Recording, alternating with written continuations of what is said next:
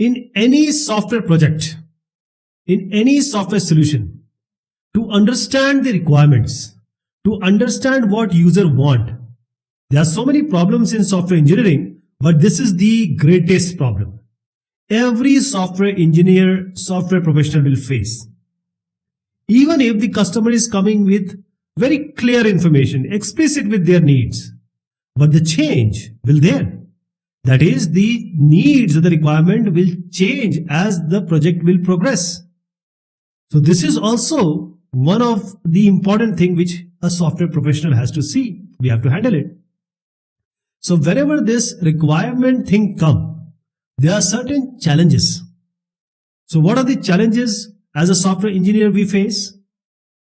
The first thing is whenever we record the requirement, we write the requirement, whenever we sit with the user or the stakeholder, we take the notes on a, say, a copy or on a laptop. Many times it is not organized. We always use it or write it in a disorganized manner. And after that also, we do not verify whatever we have written, whatever we have recorded. The second thing is, because as the project will progress, there will be change. And we allow the change to control us rather than controlling the change. That is, we are not establishing a proper mechanism to control change, to manage change, to actually implement the change. So this is one of the challenges. So we have to have a mechanism to control change. Because of this reason, the basic software or project or a solution or a system, we are not able to provide a solid, concrete foundation for it.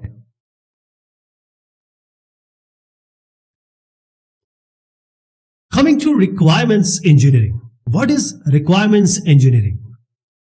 Because we are gathering the requirement, we are understanding the requirement, because this requirement we are going to implement.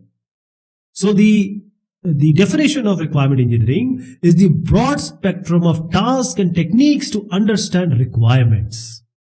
That is all the way, all the technique, all the methods you apply or you use to know the requirement, to understand the requirement is requirement engineering. So it starts with the communication activity. You know about this software development life cycle. It starts with communication, then we plan, then we model, then we construct, and finally we deploy. So this communication activity, this requirement engineering starts from communication activity and it goes up till modeling activity. Most of the time it goes throughout the project if the project is large. Now one very important thing is requirements engineering builds a bridge to design and construction. Now you'll say, while communicating, we are gathering the requirement. How does it bridge the design and construction? These are the phases which comes real after. So how does this sentence is true?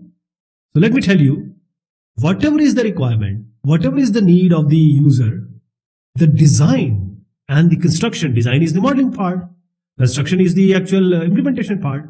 So these needs that this design and construction must address, because you are making the design and construction on the basis of needs only. That is how this is bridged. The second thing is the priorities that guide the order in which the work is to be completed. That is, what part, what design you have to make first, what construction you have to do, which functionality you have to do or you have to implement first. So the priority is also for the design and construction is provided by the needs. Then how does this is a bridge? The information, function and the behavior. This is going to have a very great or a profound impact on the resultant design. Nowadays, the market is so vast. The technology is developing so fast. The stakeholders have become intelligent. That is why we have diverse requirement. People come to us with different requirement. They have a variety of requirement because the market is having a variety. Okay. So, because of this said different kind of requirement or multiple kind of requirement, this is also one of the challenge. So, if the product development cycle shorten, for example, sometimes, earlier times 5-year, 3-year projects were there, but now the project are 6 months, 1 year, maybe not more than 2 years, okay. So, the development cycle has shortened. So we need to have a certain requirement engineering, or you can say a streamlined, organized, plan kind of requirement engineering, so that we can make the product, we can make the software, and we can just put it in the market as quickly as possible. So the requirement engineering, it has different tasks. We can say that it has 7 distinct or different tasks. So whenever you are doing requirement engineering, the first set is inception, elicitation, elaboration, negotiation, specification, validation, and management. We'll discuss one by one these distinct tasks. In the requirement engineering, inception, there are 7 different tasks in requirement engineering. The first one is inception. Inception, a beautiful movie has come. Inception means initiation, start, when the things are conceptualized. So how does a software project get started? How does the inception take place? Sometimes a very normal conversation between 2 people on a cup of coffee, it can start, it can generate, it can precipitate a major software engineering work, effort, or so project. Sometimes 2 people are just talking. Whether we have to do this, for this we need some software solution. So even a casual conversation can lead to a big software project, right? This can happen. But this is somewhat true. Most of the time, most of the project, whenever they start or whenever we do certain project, first the business need is identified. What is the potential market? There is business community, the stakeholders from there, business manager, marketing people, product manager. They will properly define a business case. So they will create, this is the way how they create it. So these are the steps actually. So they create a business case, knowing all the market situation, environment, etc. And then they will try to check what is the breadth and depth of the market. That is, where is our potential customer? Then they do a rough feasibility analysis, whether this is possible, whether there is any benefit of doing this. And then they will try to make a working description of the project scope. What will be the project? What it will do? What do we want from this project? So whole scope they identify. For most of the big projects starts like this. So when the project starts, that is the software or a project inception, everything starts with the basic understanding what is actually the problem, what software solution has to be made. Okay. Previously, Ola, Uber, Swiggy is one of the food this app. So earlier, Ola, Swiggy was not there. But people like these, they thought that this is required. There are people who need this. There is a wide, huge market. So first we have to understand that we are solving what? People who want this solution. That is people who travel or who are single, they would like to have Swiggy. They would like to have Ola and Uber. So you are providing them a solution that will change their life or ease their life. Okay. So the stakeholders, I'm talking about both the parties, right? So here I'm talking about stakeholder and software team. They need to have a very preliminary communication and collaboration. They need to work together to find out this requirement. The second step or task in requirement engineering is elicitation. Elicitation is taking out, means if something is there in the mind of user, how to elicitate it, how to gather more and more information. So this is elicitation. That is, if somebody asks, a policeman asks some burglar, who was with you? Why did you do this? So this is kind of elicitation. So important part of this elicitation is finding out and establishing the business goals. So you have to engage the party, that is the stakeholder, and encourage them or tell them to please share their goal very honestly, very clearly, and in a free flow manner. Then we do a priority. That is a priority mechanism. Okay. Tell us which is more important, which is less important. Then you will be able to create architecture of the project software. So Crystal and Kang, because this elicitation comes with problem. So Crystal and Kang, they identify various key problem in this elicitation. First is the problems of scope. What is the problem of scope? When the user comes to you or the stakeholder come to you, the system, they don't know. They don't know the boundary. They don't know the scope. They don't know the goal. Okay. And they may sometimes tell you some unnecessary technical detail that rather than making you understand, they will confuse you. And you are confused by the objective. The second thing comes is problems of understanding. Sometimes customer is not sure what he actually wants. He doesn't know the problem domain. For example, if some networking solution has to be made, he is not a networking guy. He doesn't know. And wherever this solution is to be used, what is the capabilities, what is the limitation of that environment, for example, networking environment, he is not aware of that. So, because he is not from that background or he is not very clear, he is unclear, he is not able to tell you the capabilities and limitations also. And he may not be able to speak well, communicate well. Sometimes most of the user, they just omit obvious information. That is, oh, these are the implicit observations or things you have to do. I will not tell you. Sometimes say two users are coming with you, two people are coming. Same company. One is saying something different, the other is saying something different. So it's a kind of conflicting requirement. Sometimes the requirement is so vague, so ambiguous, they can't even be tested. So the requirement has to be crystal clear to you. It needs to be tested because that will actually make a function or the feature of the software. One more problem which Crystal highlighted is problems of volatility. Requirements will change because one day he came, means the stakeholder came. The next day he'll call, oh, no, this thing I said wrong. This is the actual thing. Maybe 1 month you'll get a mail, oh, these requirements we don't want, we want this. So the requirements are volatile. They change over time. So these are the 8 challenges of the requirements elicitation which we generally face. The next thing which comes in requirements engineering is elaboration. Now you have got a chewing gum, now you have to stretch it. A rubber band, you have to stretch it. So elaboration is all about stretching, making more out of it. So information obtained at the previous 2 tasks, inception and elicitation, is stretched here, expanded here, and cleaned, that is refined here.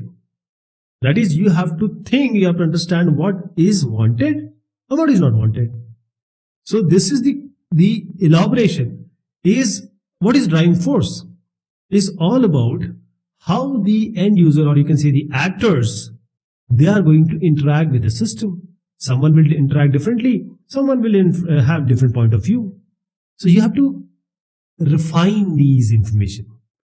And see, for this, how do we go about? I gave you an example of a food delivery, Swiggy say, or a Nola. So there will be some in food deliveries, there will be delivery boy, there will be some hotelier who will get the order, and there will be some customer.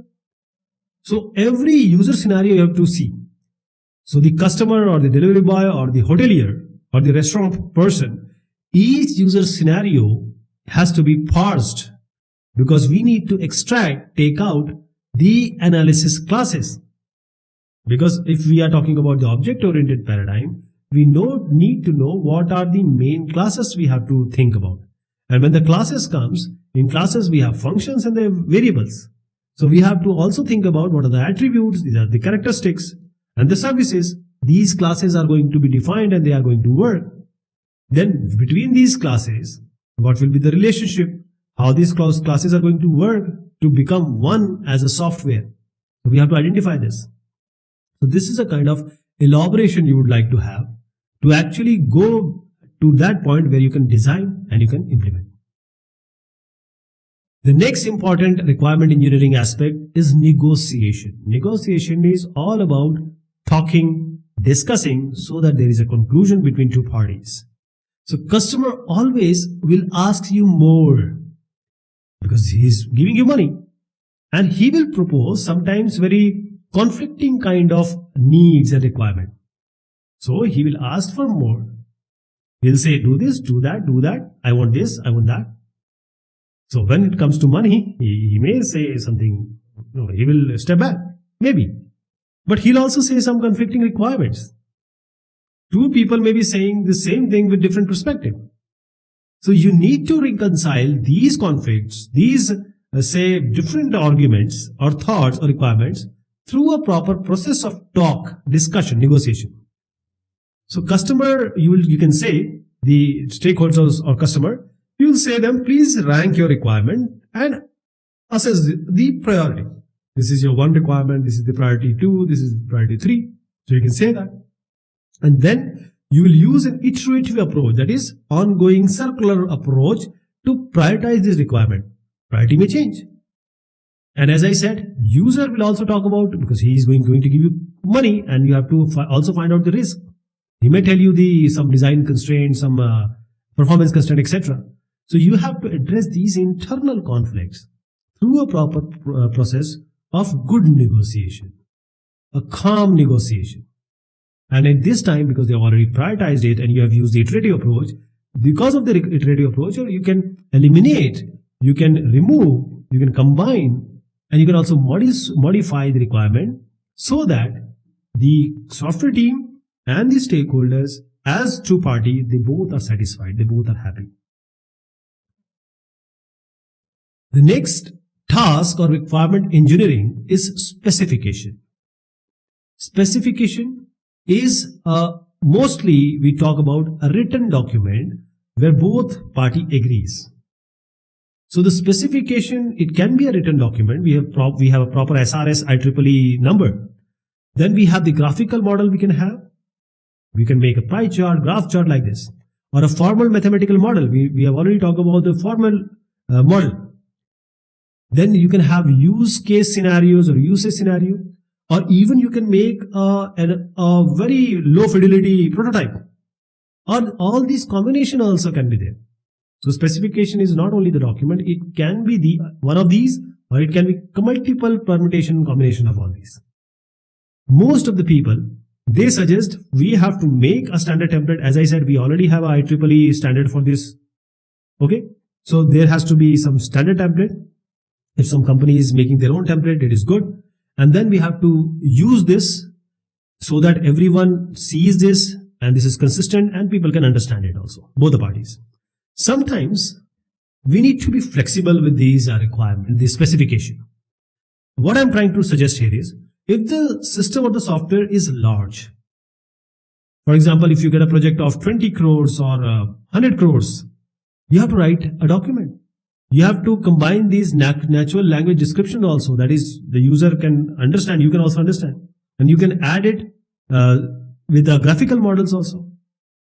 But for a smaller product, and when the needs are very clear, the environment is clear, for example 2 lakh project or 5 lakh project, the usage scenario is enough. Okay, so for a small project, SRS will do, also even the usage scenarios will do. For a large one, you need a combination of all these. So this is the SRS template, and as I said, we already have the IEEE standard for it. So this SRS has all the content that you have to make whenever you are making a software requirement specification. So it has all the information. There are certain system features. The third point is very important. Third section. So you can make it by yourself. Table of contents, revision history. Then the introduction. For this, you'll write the purpose of the software, the document conventions, what are the intended audience, what are the reading suggestions. If somebody wants to read more, what is the project or software scope, what are the references. Then you have the second section, which is called the overall description. What is product perspective, what are product feature, user classes and characteristics, what environment it is going to work on, the operating environment. For example, it is going to work on Windows 10 or Linux. Design and implementation constraint, what are the limitations, user documentation, what are the assumptions and dependencies, say on some other system. These are the actual thing. These are the system feature 1, system feature 2. Sometimes people also write it as use case. So they also add the figures. Sometimes they also tend to add the diagrams, UML diagrams. Then external interface requirement, what are the user interfaces, hardware interfaces, software interfaces, the communication interfaces, whichever is applicable, you can write it here like this. And the NFRs, like the non-functional requirement, those which are not in the functionality but you need it, performance requirements, safety requirements, security requirements, software quality attributes like the usability, maintainability, like this. Then there are other requirements also you can add here, and there can be some appendix if you want to add glossary, analysis models if you made some, and the issues list. So this is the SRS template. If you ever write this, you can follow this. This is the SRS template. The next step of requirement engineering is validation. Validation is check whatever you have made, whether it is correct or not. So the work product which are coming out, work product can be a written document, it can be software, it can be prototype, it can be, there's multiple type of work products are there. So whenever you are doing requirement engineering, on the basis of requirement engineering, whatever products are coming, you need to check for the quality. What is the quality? So the validation is checking, verification. We'll talk about verification, validation, there's a difference. But here, you have to ensure that all the requirements are clearly stated. That is 1 to 50, for example, 50 requirements are there. They are unambiguous. That is, there are no multiple meanings. If two people are reading it, one conclusion should be drawn. Inconsistency, that is, somewhere it is written something, somewhere it is written something. Omission, don't leave anything. Errors, don't write it the way it is errorful. All these has to be detected and they have to be corrected. That is the validation of your requirements. And if you are conforming to certain standard, for example, MISRA standard you are following or some in-house standard, you have to conform to that standard. The primary requirement validation, how do we do it? The best way is to do the technical review. So people sit, like the team can consist of software engineer, and they can just see. The customer can also be one of the person or group. So they all look for the errors, some misinterpretations, some clarification if may be required, some missing information if there is some inconsistency, some requirement are conflicting. For example, 22 and 23 requirement are same. Some requirements are unachievable, like picking a star from the cloud, unachievable. So I'll give you the requirements. Now you have to tell me whether these are correct, incorrect, ambiguous, whatever. So the software should be user-friendly. The second requirement is the probability of successful authorized database intrusion should be less than 0.0001. That is, nobody can intrude or get hold of a database. The intrusion should be this number.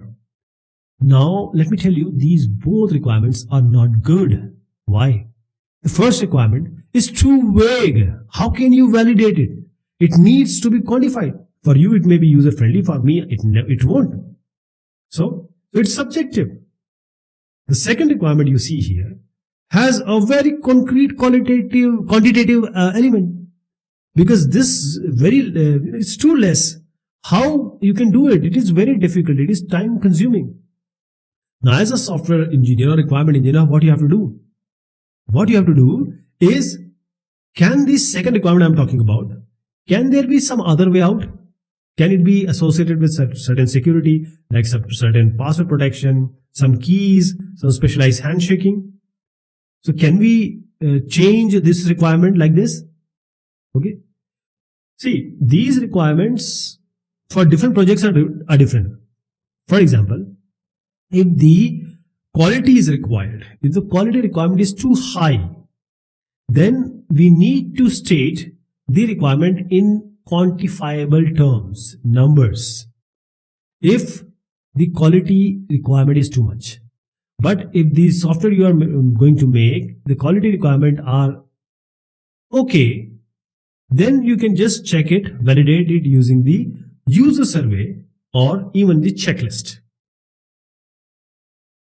So this is how you validate the requirement. So this is the requirement validation checklist. So you can ask certain question. Our requirements are clear. Can they be misinterpreted? That is, it has to be unambiguous, right? Like there are sentences which have multiple meanings. Is the source, that is a person, regulation, document of the requirement identified from where it has come? Can we find out the original source? Can it be examined? Is the requirement you have numbers, quantitative terms? What other requirements relate to this requirement? You can have a cross-reference matrix. Does the requirement violate any domain constraint? Because there is a constraint. You cannot go ahead of that. Can this requirement be tested? Is it testable? Can this requirement be traceable to any model that already been created? Is the requirement traceable to the overall system? What is the project objective? Can it be traceable? Is the specification structured in a way that leads to easy understanding? That is, the understanding part is here. Easy translation of the content into work product. Has an index for the specification already created so that people can easily go through it. Have requirement associated with the performance, behavior and other characteristics are clearly stated. What requirements appear to be implicit? What appear to be explicit? These are requirements validation checklist. So we have to answer these so that the requirement is okay. Now the final thing comes is the requirements management. Now you have taken the requirement, but we need to manage it also. How to manage it? So requirement management are all the activities which the project team, software team does to identify, to control, and then to track the requirements.